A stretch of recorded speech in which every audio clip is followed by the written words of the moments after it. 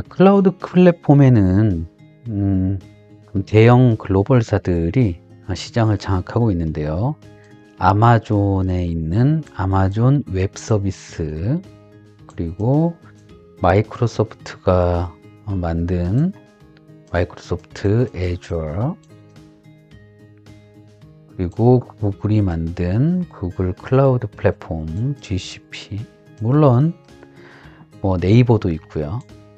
그 다음에 또 다른 클라우드 플랫폼들 사들도 많이 있습니다. 근데 마이크로소프트와 그리고 구글 클라우드 플랫폼은 이 다양한 클라우드 플랫폼을 이용해서 다양한 솔루션들로 연결할 수 있는 연결고리들이 많이 있죠. 마이크로소프트 같은 경우에는 이제 엑셀이라고 하는 우리가 일반 분석가들이 쓸 수 있는 툴이라든가, 그 다음에 또 다양한 마이크로소프트 안에 있는 여러 가지 기능들을 접목시킬 수가 있고요. 구글 클라우드도 마찬가지죠. 아마존은 이제 전자상거래나 이커머스 쪽에 있는 그런 솔루션들과 많이 결합할 수 있는 서비스들이 있고요. 그래서 우리는 이제 머신러닝을 한다 그랬을 때 머신러닝이나 딥러닝 같은 경우에는 굉장히 대용량의 데이터들을 처리해야 되는 컴퓨팅의 한계를 느끼게 됩니다. 그리고 이 알고리즘을 분석을 할 때 필요한 여러 가지 변수들이라든가 파라미터 값들이 많기 때문에 우리가 가지고 있는 로컬 컴퓨터만 가지고 머신러닝이나 딥러닝 분석을 한다는 건 굉장히 어려운 일이에요. 그래서 대용량의 컴퓨팅 파워를 가지고 있는 이런 클라우드 서비스의 힘을 빌리는 거다라고 보시면 되겠습니다. 그리고 또 이런 플랫폼사들은 자기들만의 머신러닝 알고리즘을 잘 정리해주고, 그리고 그 머신러닝 알고리즘의 과학자들과 전문가들이 이미 만들어 놓은 머신러닝 그 공식들이 있기 때문에 우리가 가지고 있는 데이터들을 이 애주어라는가 이 구글 클라우드 플랫폼이라든가 아마존이라든가 하는 가지고 있는 머신러닝 알고리즘에 접목시켜서 빠르게 답을 내릴 수 있는 그런 장점들이 있는 거죠. 우리가 이제 R이나 파이썬을 통해서 데이터 분석을 배우지만 R, 파이썬은 데이터를 분석하는 도구지만 이 빅데이터와 머신러닝과 딥러닝은 큰 데이터들을 처리해야 되기 때문에 그 데이터의 컴퓨팅 한계가 나의 로컬 컴퓨터의 한계입니다. 그래서 우리 노트북 이 로컬 컴퓨터의 한계를 극복하는 가상의 컴퓨팅을 이용할 수 있는 그런 서비스들이 클라우드 플랫폼이라고 보시면 될 것 같고요. 이 각각의 가상의 클라우드 플랫폼에는 우리 노트북에 있는 하드디스크처럼 데이터를 저장할 수 있는 기능들의 서비스도 제공을 하고요. 그리고 우리 로컬 컴퓨터에 예를 들면 SQL 서비스, 데이터를 추출하고 수집하고 처리하는 SQL 프로그램을 다운로드 받아가지고 여기서 우리가 처리를 하지만 그 역시 마찬가지로 이 클라우드 플랫폼들에서 이용을 할 수가 있고요. 마찬가지로 R이나 파이썬 같은 이런 분석 솔루션들도 우리 로컬 컴퓨터에 설치를 안 해도 웹상에서 이런 클라우드 플랫폼 안에 들어가서 그런 분석 솔루션을 활용할 수도 있고요. 아예 가상의 컴퓨터 자체를 우리가 임대를 해서 쓸 수도 있습니다. 워낙 이 하드웨어적인 부분에서 강력한 그리고 어마어마한 대규모의 컴퓨팅 능력들을 가지고 있기 때문에 이 클라우드 플랫폼에서 가상 머신이라고 불려지는 형태들, 그래서 우리가 예전에는 로컬이나 기존에 있는 서버들을 설치해 가지고 거기에서 일일이 소프트웨어를 개발하고 로컬 컴퓨터로 붙여서 가져오고 했던 이런 일련의 과정들을 모두 다 이 클라우드 플랫폼에서 해결할 수 있는 생태계를 만들어 놓은 게 이들의 특성입니다. 그래서 우리는 구글 클라우드 플랫폼에서 마지막 끝단에 구글 스프레드시트라고 하는 것들을 가지고 데이터 분석하는 방법을 배웠지만, 이 구글 클라우드 플랫폼 안에 있는 이 구글 시트가 외부에 있는 파일을 이렇게 업로드해서 쌓는 방법도 있긴 하지만, 구글 클라우드 플랫폼 내에 있는 빅쿼리라고 하는 데이터 저장 장치에 있는 데이터를 끌고 들어와서 시트에서 이 플랫폼 안에서 계속 분석을 하는 방법들 여러분들과 배운 거고요.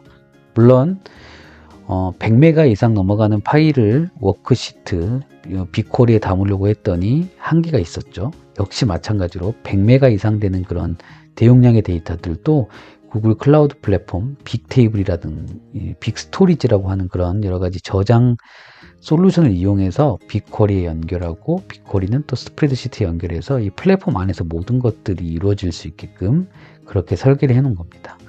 애조 역시 마찬가지죠. 애조도 마지막에 끝단에 엑셀이라든가 파워포인트라든가 이런 마이크로소프트가 기존에 가지고 있는 솔루션들과 이제 연결할 수 있는 고리들이 많아지면서 보통은 이제 직장인들이 엑셀을 많이 쓰기 때문에 그리고 구글 스프레드시트 쓰는 것도 많이 있습니다. 왜냐면 엑셀을 많이 쓰기 때문에 그 엑셀과 관련되어 있는 구글 그 클라우드 플랫폼을 공부한다라고 하면 아무래도 마이크로소프트의 애저를 쓰게 돼 있고요. 우리가 엑셀로 대용량의 데이터를 전처리하고 수집 처리하고 추출하는 것들을 배울 텐데 그 이상의 어떤 고급 머신러닝과 딥러닝을 배우기 위해서는 애저 머신러닝이라고 하는 툴을 엑셀에 붙여서 활용할 수 있는 기능들이 있기 때문에 그것들을 한번 공부해보는 차원에서 오늘은 애저에 대해서 간단하게 좀 다뤄보도록 하겠습니다.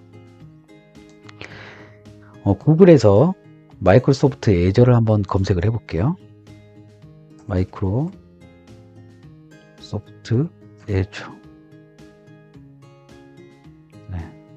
애저 플랫폼 해가지고 이렇게 들어가면요. 아래쪽에 여기 마이크로소프트 컴도 있습니다. 마이크로소프트 애저 이렇게 들어가면 이런 형태의 이제 홈페이지가 나오고요. 저는 이미 가입이 돼 있어요. 여러분들 꼭 가입을 하시고요. 네, 가입을 하시고요. 저는 이제 가입이 되어 있기 때문에 여기 사인인에서 눌러서 마이크로소프트 가입을 하시면 되는데 저는 이미 가입이 되어 있기 때문에 이렇게 이 상태로 나왔고요. 여기서 애저 머신러닝을 이렇게 가입을 해서 저는 새로운 데이터를 이렇게 새로운 프로젝트를 만들었습니다. 그래서 ML 프로젝트를 하나 새로 만들어서요. 하나 만들어 보겠습니다. 또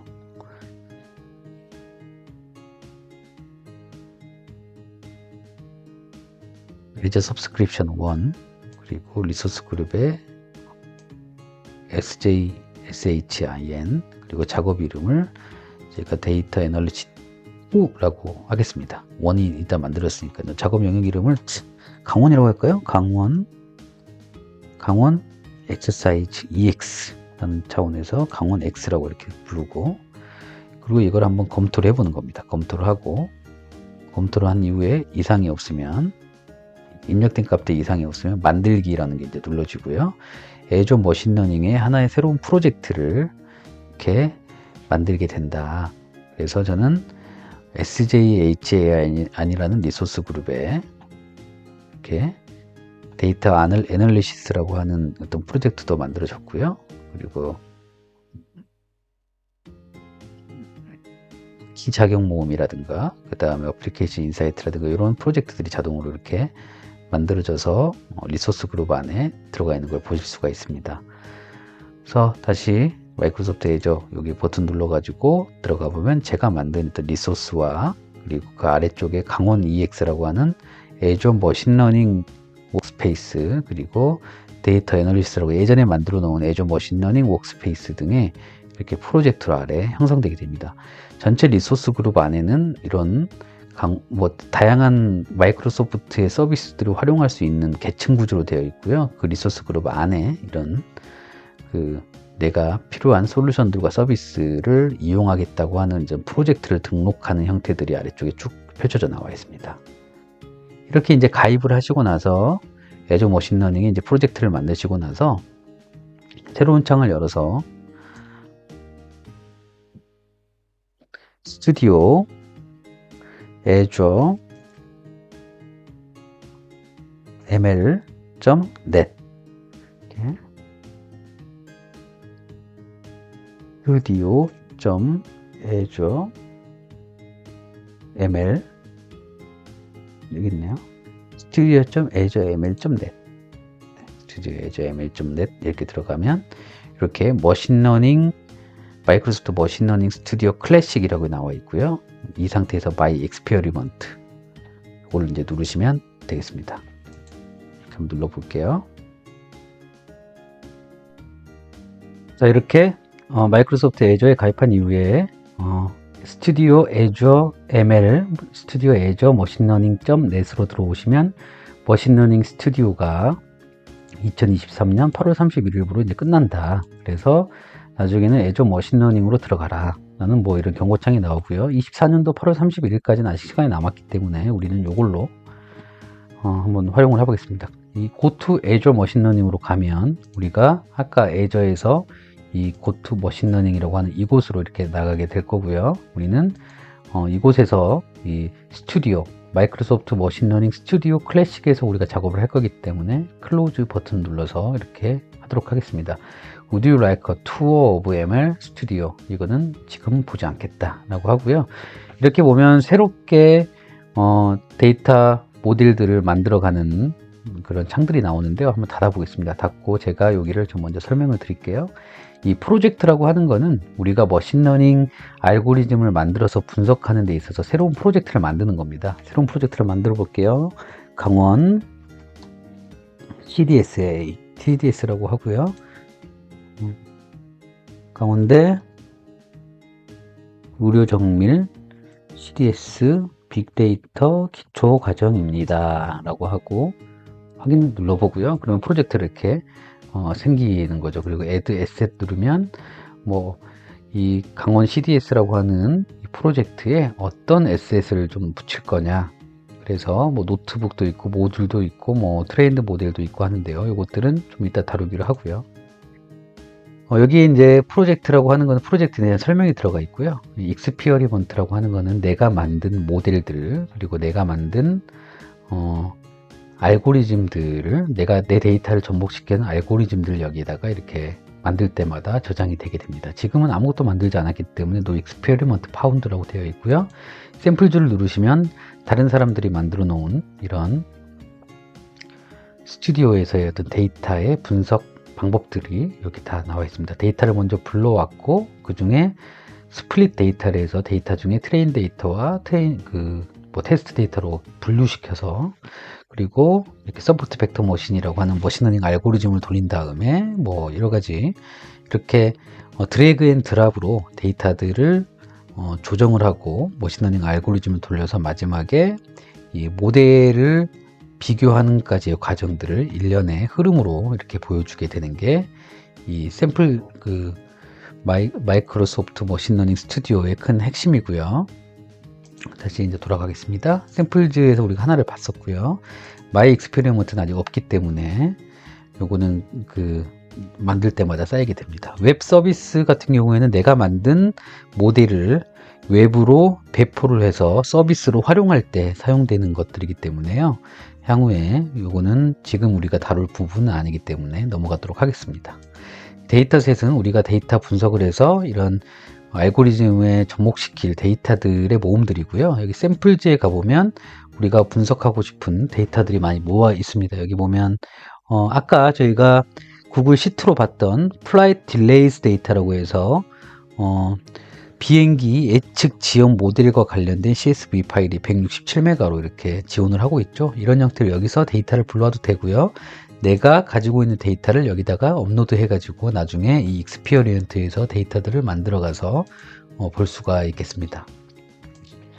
트레인드 모델이라고 하는 거는 내가 이 가지고 있는 데이터로 알고리즘 패턴을 만들어가는 공식들을 만들어서 여기다가 저장해 놓는 기능이라고 보시면 되고요. 세팅은 여러분들 지금 뭐 성진신 프리 워크스페이스라고 하는데 전체 이 마이크로소프트 머신러닝 스튜디오 전체에 있는 작업 영역과 관련되어 있는 내용이라고 합니다. 가장 큰 대형 폴더고요.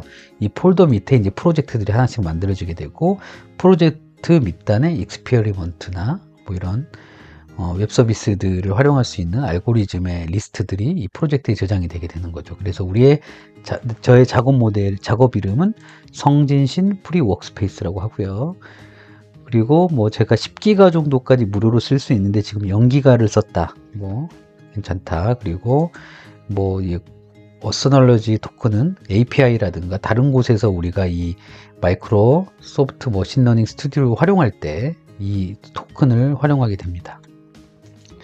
유저 같은 경우는 저 혼자 이렇게 쓰고 있는데 추가적으로 우리가 유저를 불러서 같은 작업을 같이 작업을 할 수 있습니다. 뉴를 뉴가 아니고요.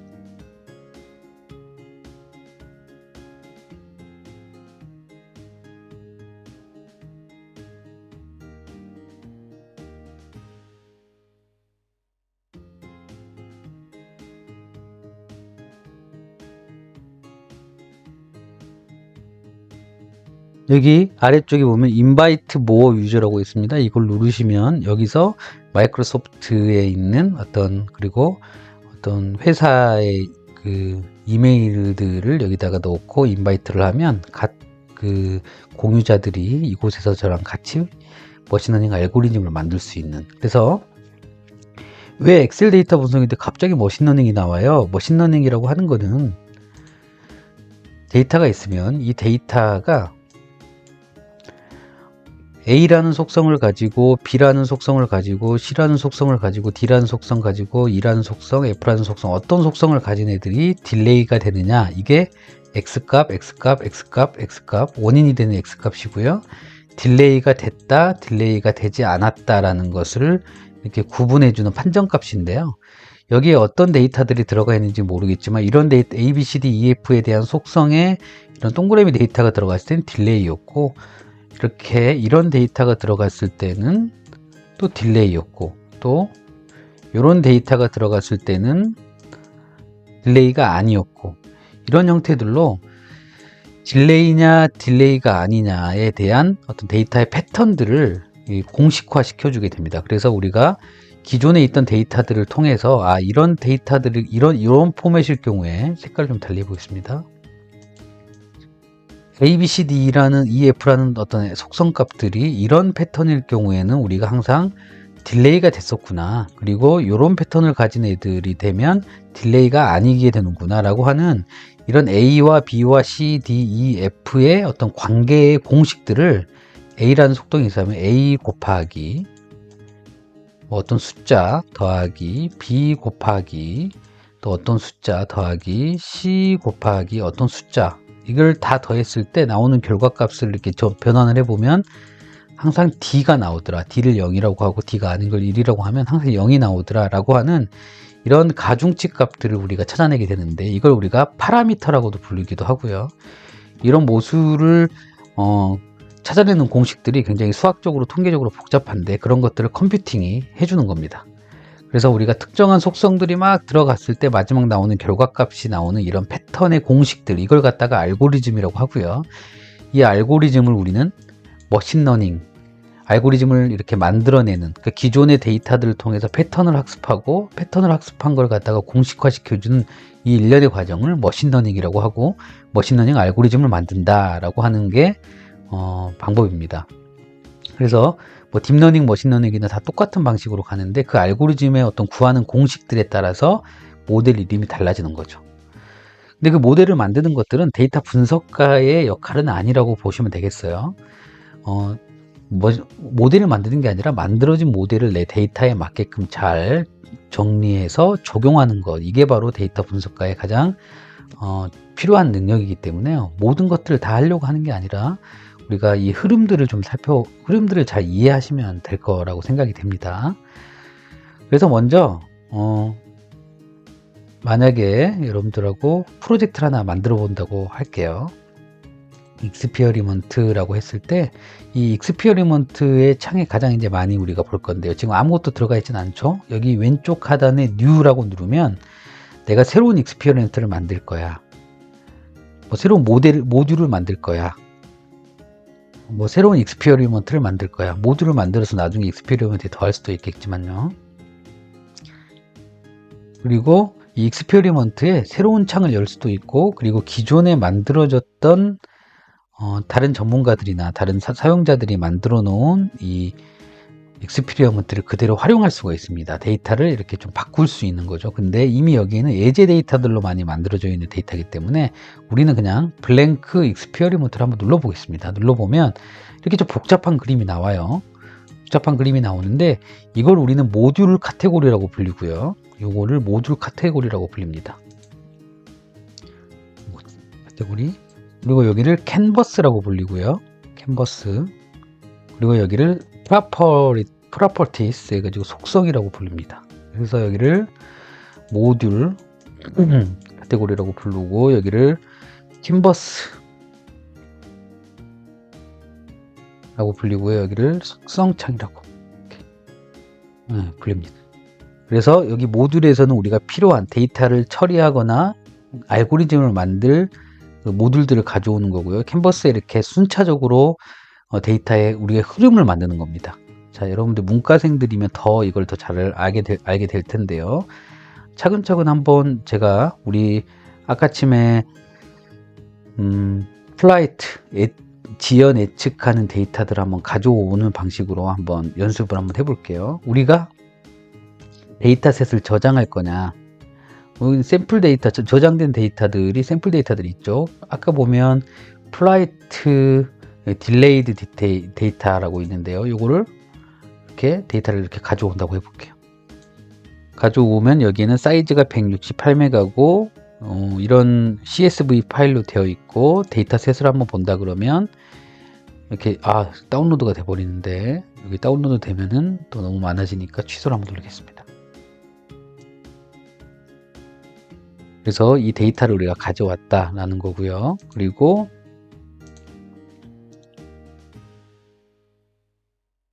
아래쪽에 보면 데이터 인풋 앳 아웃풋 해가지고 우리가 이 데이터가 아니라 만약에 엔터 데이터 매뉴얼리 우리가 있는 데이터들을 직접 넣겠다라거나 아니면 임포트 데이터를 하겠다라고 하면 임포트 데이터를 이렇게 넣으면 런치 임포트 데이터 위자드라고 되어 있습니다. 이걸 누르셔서 나는 어디에서 데이터를 가져올 거다라고 이렇게 나와 있죠. 웹 URL에서 가져올 건지, 애저 테이블에서 가져올 건지, 애저 SQL 데이터베이스에서 가져올 건지, 그리고 애저 볼 스트레이티지에서 가져올 건지, 그리고 SQL 데이터베이스에서 가져올 건지, 이렇게 다양하게 나눠져 있습니다.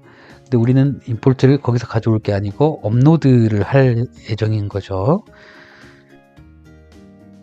자, 우리가 가지고 있는 데이터들을 업로드해서 이제 데이터 분석을 하려고 하는데 여기 보면 머신러닝 모듈들도 많고요. 평가하는 모듈, 그리고 이니셜 모듈, 모델, 피처 셀렉션, 다양하게 굉장히 많습니다. 근데 우리가 세이브드 데이터셋에서 샘플 데이터가 아니라 그리고 임포트 데이터에서도 온라인에서 가져오는 이런 런치 임포트 데이터가 아니라 로컬에서 가져와야 되기 때문에 로컬에서 가져올 때는 우리가 여기 데이터셋이라고 하는 곳에서 먼저 데이터를 업로드를 시켜야 됩니다. New라는 버튼을 누르시면요. From Local 파일에서 데이터를 가져올 거다. 그런데 나는 아까 다운로드했던 오픈 폴더에 있는 트레인 데이터 구글 시트에서 100메가 올리다가 실패했던 것들 여기 트레인 데이터입니다. 트레인 데이터를 업로드를 시켜 보겠습니다. 그러면 트레인 CSV 파일 일반적인 CSV 파일로 되어 있고 헤더가 있다, 머리글들이 있다라고 해서 확인을 눌러보면은 이제 여기 쪽에 보면 업로딩 어 뉴 데이터셋 트레인 CSV 파일이라고 해서 데이터가 이렇게 업로드 되는 게 보입니다. 구글 빅쿼리에서는 100메가 넘어가는 것들을 우리가 지원이 안 됐는데요. 이제는 업로딩 어 뉴 데이터셋으로 해서 이렇게 업로드가 되고 있는 게 보입니다. 중간에 가다가 실패할 수도 있겠지만 10기가까지 무료로 되어 있는 이런 머신러닝 솔루션에서는 100메가는 쉽게 올라갈 수 있을 거라고 예측을 한번 해봅니다.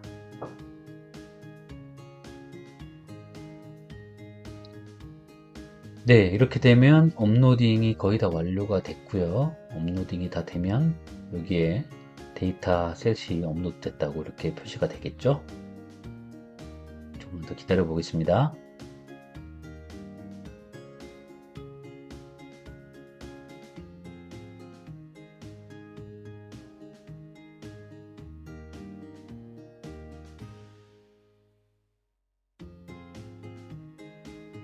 네, 이렇게 마이 데이터셋에 트레인 CSV 파일이 들어오게 됐습니다.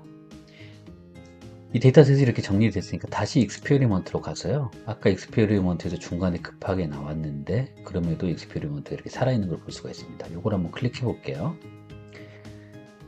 네, 클릭해서요. 임포트 데이터를 불러올 건데 여기서 한번 딜리트 키를 한번 눌러보도록 하겠습니다. 그리고 제가 마이 데이터셋에서 여기 마이 데이터셋가 생겼죠. 세이브드 데이터셋에서 요거를 우리가 데이터를 이렇게 가져올 거고요. 이 데이터는 111메가의 데이터셋을 보면 이제 다운로드가 되기 때문에 그걸 그대로 두고요. 그 다음에 데이터 포맷 컨버전이라든가 그리고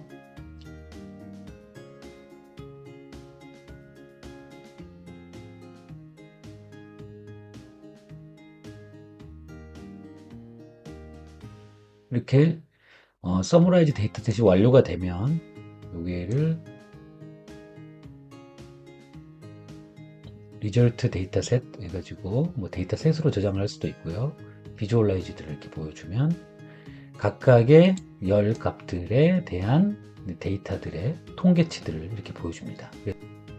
네, 이렇게 스테이티스컬 서머라이즈 데이터로도 가능하지만요. 딜리트 키를 눌러보겠습니다. 이 CSV 파일 안에서도 오른쪽 버튼 누르면 데이터셋에서 비주얼라이즈라고 하는 게 이렇게 보이고요. 비주얼라이즈를 누르면 각각에 있는 컬럼 값들이 있는 데이터들이 어떻게 생긴지를 이렇게 통계치와 함께 히스토그램으로 보여주기도 합니다. 이 그래프를 박스 플랫 형태로 해서 데이터의 어떤 분포 형태로도 이렇게 보여주기도 하고요. 그리고 값이 아닌 명목값을 경우에는 빈도수가 이렇게 나오기도 합니다. 이렇게 구할 수도 있고요. 자, 그리고 이렇게 데이터를 받게 되면요. 이 데이터 중에 내가 모델이나 분석할 만한 별도의 변수들을 별도로 추리는 그런 방식이 있을 텐데요. 그건 너무 다 열려놔가지고 좀 찾겠습니다. 지금 우리가 해왔던 것들은 열어놓고요.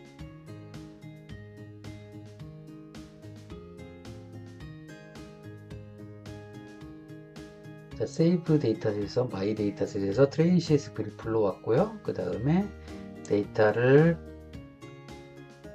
트랜스포메이션을 할 건데요. 그 중에서 제가 원하는 행만 이렇게 가져오는 select columns in dataset이라는 것을 현재 우리가 받은 데이터를 가지고 이렇게 명령어를 내리는 겁니다. 코딩을 하는 게 아니라 이렇게 드래그 앤 드랍으로 내가 데이터셋에서 컬럼들을 선택하겠다 라고 하면 이 컬럼들을 선택할 때 select columns in dataset에서 어떤 컬럼들을 선택할 거냐라고 launch column selector라고 하는 거를 실행을 시키면 내가 데이터 분석하는 데 있어서 어떤 형태들의 데이터들을 가져올 것이냐 라는 거를 이제 보여줄 겁니다. 물론 ID 값 자체는 데이터 분석에 큰 영향을 미치지 않으니까요. months 그리고 어떤 출발 시간, 도착 시간, 그리고 오리진 스테이트, 오리진 그리고 디스턴스, 에어라인, 딜레이 오브 이렇게 데이터를 해보겠다. 위드 룰 같은 경우에는 어떤 데이터들이 포함되어 있으면 모든 컬럼 중에 컬럼 네임이 컬럼 타입은 어떤 걸 가져올 거고 컬럼 네임주 중에 내가 이런 걸 가져오겠다라고 이렇게 세부적으로 지정할 수도 있고요. 이렇게 데이터를 가져온다라고 하면 확인을 누르면 이미 이 데이터에는 우리가 트레인 CSV 파일에 있는 모든 데이터들이 다 들어가 있었지만 이 데이터에는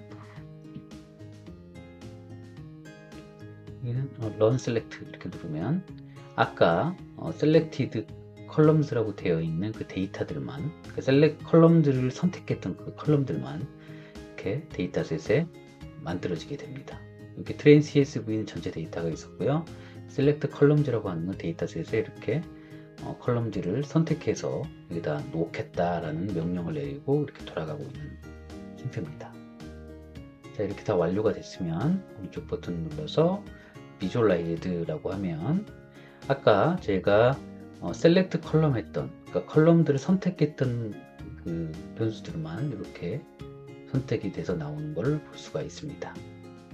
이런 방식으로 원하는 모듈들을 이렇게 드래그 앤 드랍해서 내가 이 데이터의 흐름대로 데이터를 가져왔고 컬럼들을 선택했고 선택한 컬럼들을 가지고 데이터 분석을 어떻게 하겠다 라는 이런 내용들을 우리가 이 머신러닝, 즉 마이크로소프트 머신러닝 스튜디오에서 실행할 수 있습니다.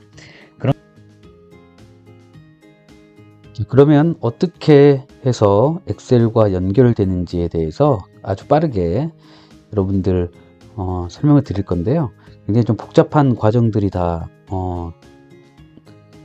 생략되어야 되는 상황들이 있어서요. 제가 이제 여러분들께 말씀드리고 싶은 건 이렇게 고도의 마이크로소프트의 머신러닝 스튜디오라는 복잡하고 어려운 머신러닝 알고리즘도 향후에 만들어지게 되면 그 머신러닝 알고리즘을 엑셀에서 바로 사용해서 분석을 할 수 있다라는 것을 보여드리려고 한 겁니다.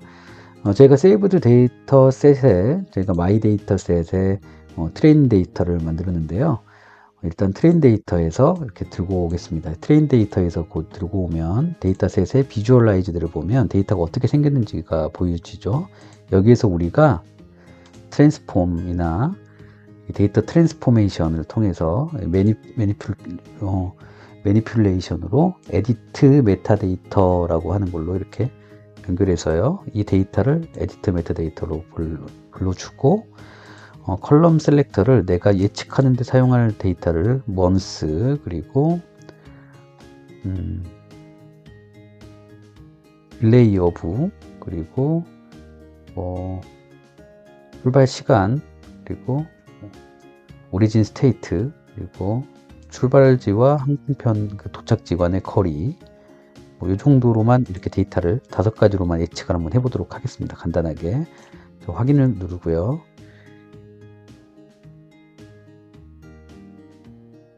이렇게 5가지를 선택한 다음에 여기 Run Selected를 누르면 5가지 이 트레인 CSV 파일에서 5가지 컬럼만 추출한 그 결과값이 여기에 이렇게 반영이 되는 걸로 실행이 됩니다.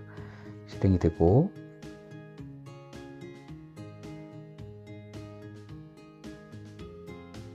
그리고 다시 에디트 메타데이터를 이렇게 불러서 데이터를 받아오고 나서요. 이번에는 셀렉트 중에 여기 딜레이 값은 우리가 예측하려는 값이죠. 딜레이가 됐느냐 안 돼 있느냐 이 필드 값을 이 라벨 값으로 레이블 값으로 바꾸고요. 그리고 카테고리를 카테고리 컬러 그리고 지연됐다 안 됐다라고 하는 카테고리로 바꿉니다. 그렇게 돼서 다시 런 셀렉티드를 돌리고요. 그러면 이렇게 데이터 모델이 돌아가고요. 이런 데이터 흐름이는 거죠. 데이터를 받아서 그 중에서 내가 컬럼 값들을 추출한 다음에 추출한 컬럼 값들의 어떤 특정한 데이터들의 성격을 바꾸고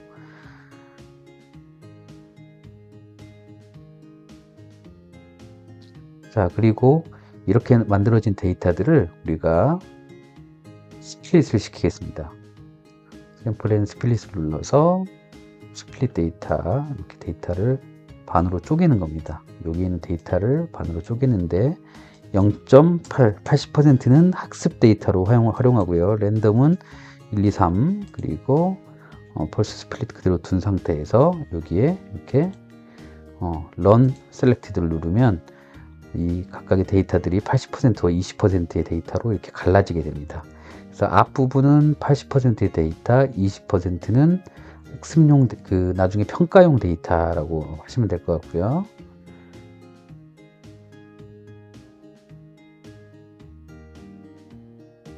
자, 비주얼라이제이션을 한번 돌아보도록 하겠습니다. 여기에 데이터셋 첫 번째 비주얼라이제이션을 보면 우리가 months와 이렇게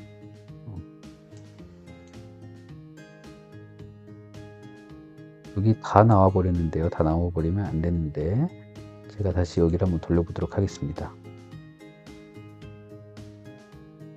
이 5가지만 가지고 분석을 돌아가는 거고요.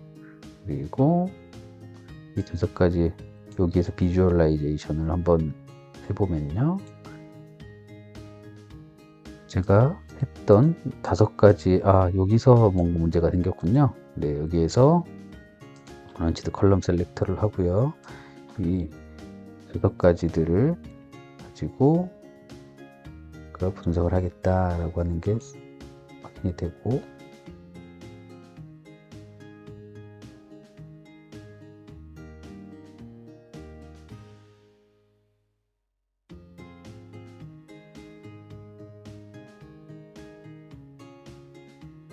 자, 그리고 여기에서 리절트 데이터 값을 비주얼라이즈드를 보면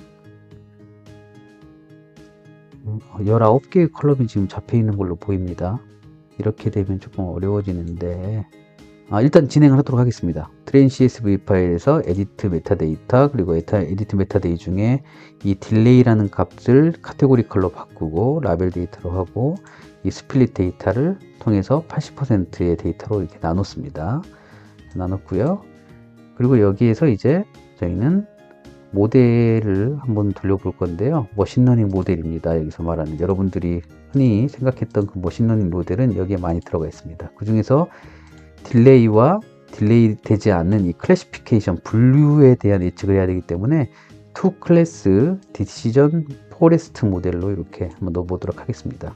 이렇게 모델이 만들어지고요. 그 다음에 이 스플릿 데이터를 가지고 트레인 모델을 이제 학습을 시켜야 되죠. 학습을 시키려다 보니 이게 여러분들 이거는 뭐 100% 모르셔도 됩니다. 여러분들 지금 따라 하시다 보면 나중에 이 강의에서 이런 내용들을 다뤘구나 라는 것을 바로 아실 수가 있고요.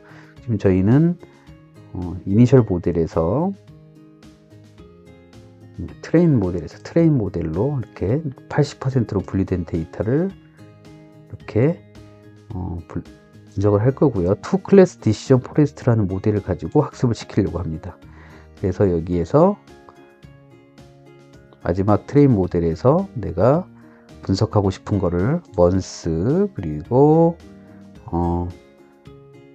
출발 시간, 도착 시간, 디스턴스 거리, 도착지, 출발지 그리고 여기에 딜레이 여부를 이렇게 누를 거고요. 네.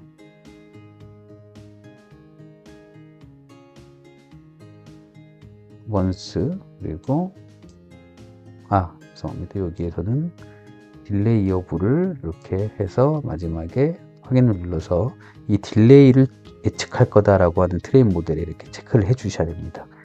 그리고 마지막에는 이제 이 클래스 디시전 포레스트 모델들을 실행을 시켜 볼 거고요. 그리고 여기 트레인 모델도 역시 실행을 시켜 보겠습니다. 그러면 80%의 학습 데이터와 이 투 클래스 디시전 포레스트라고 하는 이 모델들이 같이 결합해서 이 트레인 모델을 학습하게 되고요.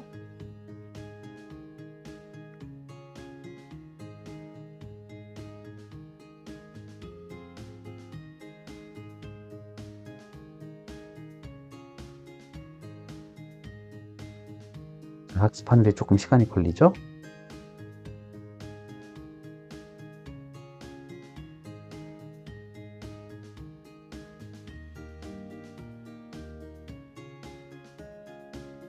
자, 이렇게 트레인 모델이 학습이 되면 마지막에 스코어 모델을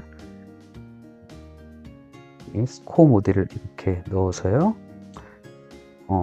트레인드 모델들 된 거를 여기다가 입력을 시키고 나머지 평가하는 20%의 데이터를 이렇게 연결시켜서 여기를 셀렉티드 한번 돌려보도록 하겠습니다. 그러면 모델들이 막 돌아가고요.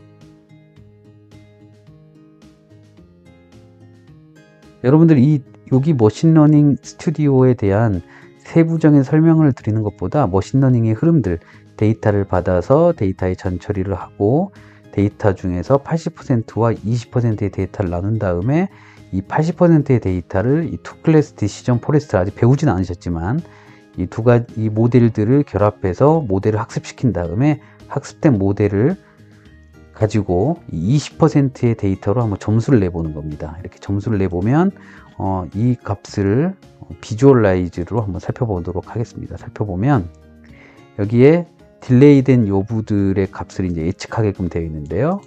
이게 스코어 라벨이 나와 있습니다. not delay, 실제 값은 이 딜레이고요. 실제 값이 not delay인데 스코어 probability, 그러니까 이런 데이터들의 경우에 not delayed 확률이 0.8%이기 때문에 여기 똑같이 not delayed로 했는데 이 부분 틀렸죠. 실제는 delayed인데 스코어 라벨은 not delayed로 되어 있는 게 틀렸습니다. 이 데이터들 값을 이렇게 예측을 해서 나온 결과 값들을 평가를 예측을 하는 겁니다. 그래서 예측 모델을 평가를 하는 건 여기에 보면 evaluate 모델이라는 게 이렇게 나와 있고요. 이 스코어 모델을 여기에는 스코어 데이터 셋, 그리고 여기에는 그 비교한 다른 모델과 비교할 때 모델을 쓰는 건데요. 이걸 그대로 하나 달래서 연결해서 run selected를 넣어 보겠습니다. 그러면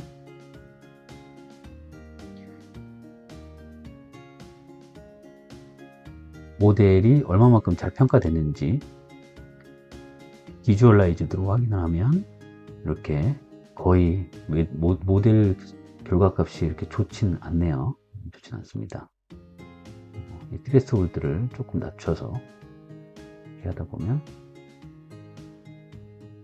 공확도가 0.8223% 그리고 not delayed와 delayed를 이제 이렇게 비교한 값들이 여기 나와 있고요. 이 스코어 데이터셋이 거의 임계점에 가깝게 돼 있어서 데이터가 이렇게 데이터 정확도가 높진 않은데, 우리가 이걸 지금 머신러닝을 배우는 게 아니기 때문에 닫고 나서요, 이 부분을 우리가 인플로이를 하고 싶다라고 하면 여기 보면 셋업 웹 서비스라는 게 있습니다. 우리가 그 돌렸던 이 트레인 모델이라는 것들을 여기다가 클릭을 하시고요. 그 다음에 셋업에서 이 프레딕트 웹 서비스라는 이 웹 레커멘디드라고 되어 있는 버튼을 누르시면 이렇게 데이터가 조합이 되면서 어떤 데이터를 인풋해서 어떤 모델을 거쳐서 우리가 만든 모델을 거쳐 가지고 마지막에 웹 서비스 아웃풋이 나올 거다라고 하는 이 결과값을 내줍니다. 그리고 아까 모델을 만들었던 익스페리먼트는 이대로 있고요. 그래서 이 프레딕트 익스페리먼트는 우리가 머신러닝을 통해서 만든 이 플로우를 가지고 다른 서비스에서 데이터를 넣었을 때 이 모델을 거쳐서 예측하는 방식의 알고리즘을 적용시킬 수 있는 겁니다. 이렇게 되면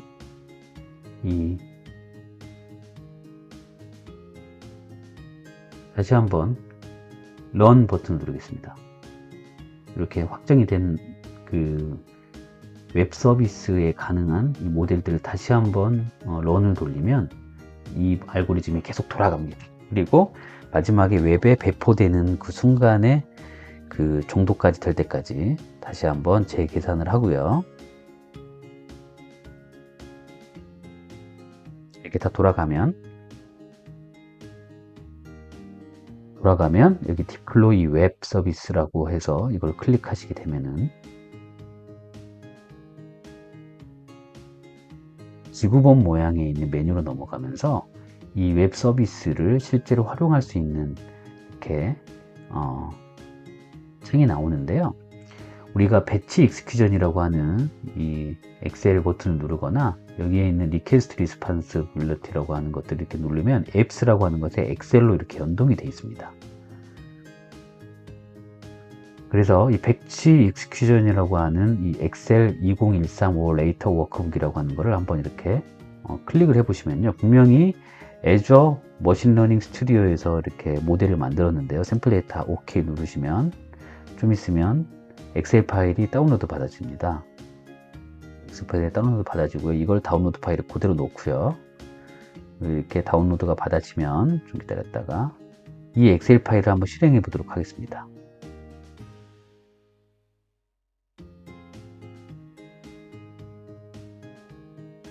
실행하면 이렇게 그 엑셀 파일을 실행하면 애저 머신러닝이라는 이 웹 서비스가 등장하면서 제가 만들었던 익스페리먼트 크리트 202352가 나오고요. 이걸 한번 딱 클릭을 해보면 지금 우리가 아까 만들었던 인풋 데이터가 어떤 건지 그리고 아웃풋 데이터가 어떤 건지가 이렇게 나오게 됩니다. 그래서 나중에는 스코어드 레이블이라고 해서 우리가 예측에 사용했던 이 인풋 값들을 다 집어넣으면 스코어드 라벨로 예측을 해주는 겁니다. 자, 여기 보면 프레딕트라고 하는 탭에서 유즈 샘플 데이터를 이렇게 클릭해 보시면요, 우리가 이런 데이터를 가지고 예측을 해 본다는 겁니다. 즉 트레인 넘버의 00001호는 이건 우리가 유즈 샘플 데이터를 만들면서 만드는 0, 1, 2, 3, 4 값이고요. 4월, 8월, 9월, 7월, 1월일 때, 그리고 그 날짜가 4월 15일이면서 에스티메이트의 시간이 오전 1시일 경우, 그리고 이 오리진 에어폴트가 OKC라고 하는 코드를 가진 공항일 경우에, 그리고 여기 보면 오리진 에어포트 아이디는 큰 의미가 없는데 여기 데이터에 들어왔죠. 우리는 이 전체의 흐름을 보기 위해서 이 변수도 집어넣고요. 이렇게 샘플 데이터가 있을 때 이런 경우에는 딜레이냐 아니냐, 이런 경우에는 딜레이냐 아니냐, 이것들을 예측을 해준다는 겁니다. 유지 샘플 데이터를 만들었고요. 우리는 아웃풋을 예를 들면 A9에다가 A9을 써주십니다. A9에다가 결과값을 보여준다 라고 하고 프레딕 버튼을 이렇게 딱 눌러주시면요,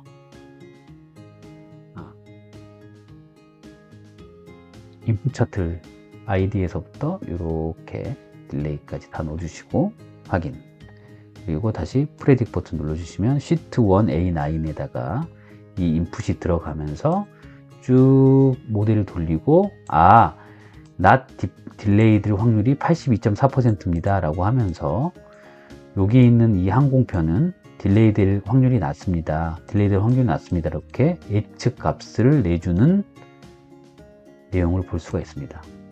그래서 엑셀에서 머신러닝을 하는 부분들에 있어서 우리가 여기서 데이터를 만든 데이터들을 아까 마이크로소프트 애주 머신러닝 쪽으로 가서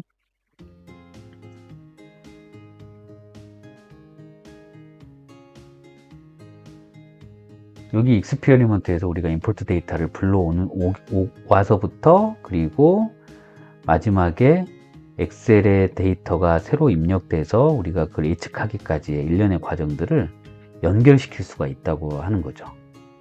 그래서 지금 오늘 여러분들한테 이 애저 머신러닝을 보여드리는 이유 중에 하나는 감각을 키우기 위해서입니다. 그러니까 엑셀 데이터 분석하는 것이 그냥 우리 데이터 분석하는 게 끝이 아니라 굉장히 다양한 솔루션들과 연결해서 엑셀과도 연동해서 분석을 할 수 있다는 점을 좀 보여드렸던 거고요.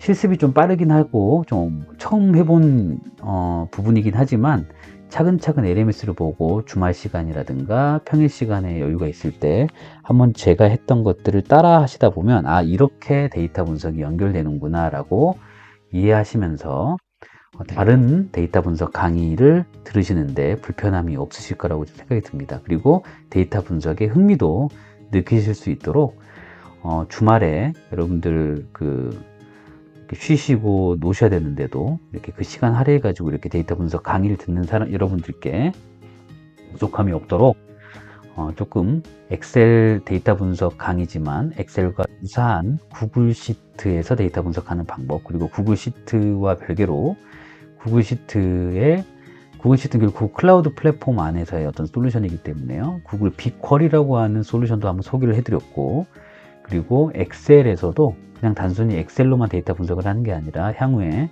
이 머신러닝 툴들, 특히 마이크로소프트 애저 머신러닝을 가지고 이렇게 엑셀로 분석할 수 있는 방법들까지도 여러분들에게 소개를 드렸습니다. 그래서 강의를 들으시다가 더 궁금하신 사항이나 더 추가적으로 공부했으면 하는 부분들에 대한 코멘트가 필요하신 분들은 저에게 언제라도 메일을 주시고 도움을 요청해 주시면 성심성의껏 답변 드리도록 하겠습니다. 여기까지 강의를 마치도록 하겠습니다. 고생하셨습니다.